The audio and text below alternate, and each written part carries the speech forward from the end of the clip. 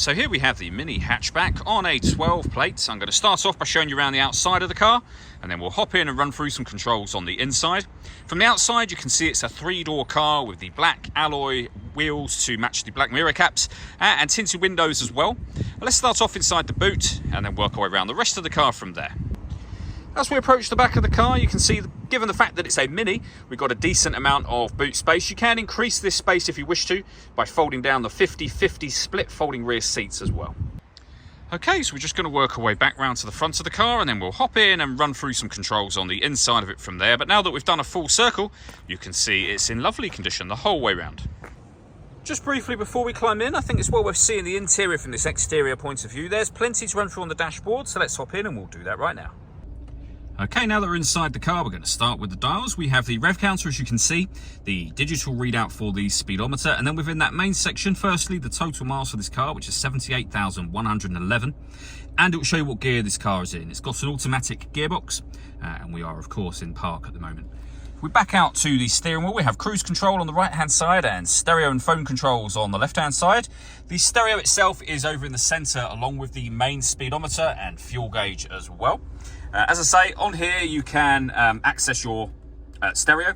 So under the mode heading, and then using this dial, we've got AM/FM radio, DAB radio, CD player, auxiliary input and USB input as well. You can pair your phone under the menu heading. We have our onboard computer. We can configure things like time and date, etc. And then at the end, you've got some useful phone numbers for Mini customer services. Working our way down, we have the CD player. And below that, the climate control. So you can adjust the temperature up and down. Fan speed, you can increase and decrease. You can determine what direction you'd like the air to be distributed in once it enters the car. The air conditioning is on at the minute, so that's off. Back on again. All hit auto. The car will now maintain the temperature that you've asked for by taking control of the fan speed and the direction of the air. Any manual adjustment will override auto straight away and allow you to put it back on your own settings.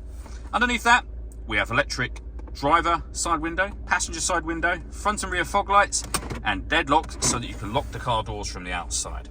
We have a 12-volt charging socket, 2 cup holders. We can turn our traction control off from there as well, and then we have the gear lever for the fully automatic gearbox. The last thing I wanted to talk about are the 2 sunroofs. We have sun blinds that you can pull across both of them. You can have both open as tilting sunroofs, as you can see, or the front one will open as a proper sliding sunroof over the top of the rear one once the rear one closes itself down. All that leaves me to say is thank you for taking the time to watch this video. If you'd like to come and see the car in person and have a test drive, please feel free to give us a call here at Glenbourne's. We'd love to hear from you soon.